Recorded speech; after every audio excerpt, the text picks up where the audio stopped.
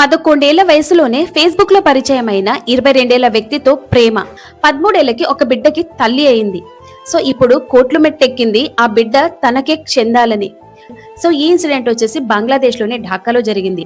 ఇక్కడ కనిపిస్తున్న ఈ పాపకి కేవలం 13 ఏళ్లు, కానీ ఆ అమ్మాయి చేతిలో 7 నెలల పసిబిడ్డ అయితే ఉన్నాడు. అది తన బిడ్డే. సో 13 ఏళ్ల వయసులో ఆమె ఒక బిడ్డకి జన్మనిచ్చింది. ఆ పాపకి ఏం తెలియదు. సో అప్పుడే ఆమె పెళ్లి చేసుకునింది, బిడ్డకి జన్మనిచ్చింది కూడా.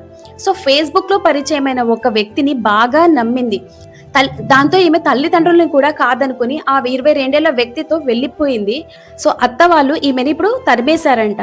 ఆ బిడ్డ మాత్రం వాళ్ళదే అంట. సో ఈ పాప మాత్రం వాళ్ళకి వద్దంట. ఇప్పుడు ఈమెని బయటికైతే పంపించేశారు. సో కేవలం వాళ్ళకి బిడ్డ మాత్రమే కావాలంట. దాంతో ఈమె కుటుంబ సభ్యులను ఆశ్రయించి కోర్టులు మెట్టెక్కింది. తన బిడ్డ తనకే సొంతం అవ్వాలని, తనకే చెందాలని కోర్టులు మెట్టెక్కి న్యాయం కోసం పోరాడింది. ఇప్పుడు ఈ అమ్మాయి అయితే కేసు అయితే గెలిచింది. ఇప్పుడు కోర్టు అయితే తీర్పు ఇచ్చింది ఆ అమ్మాయికి ఆ బిడ్డ చెందుతారని. 11 ఏళ్లలోనే ఫేస్బుక్ ఓపెన్ చేయడం, ఫేస్బుక్ లో పరిచయమైన వ్యక్తితో ప్రేమించడము, సో తర్వాత 13 ఏళ్లకి పెళ్లి చేసి ఒక బిడ్డకి జన్మనివ్వడము.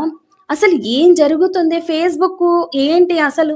ఫేస్బుక్ లో ఎలా పరిచయమైన వ్యక్తిని అంతలా నమ్మింది?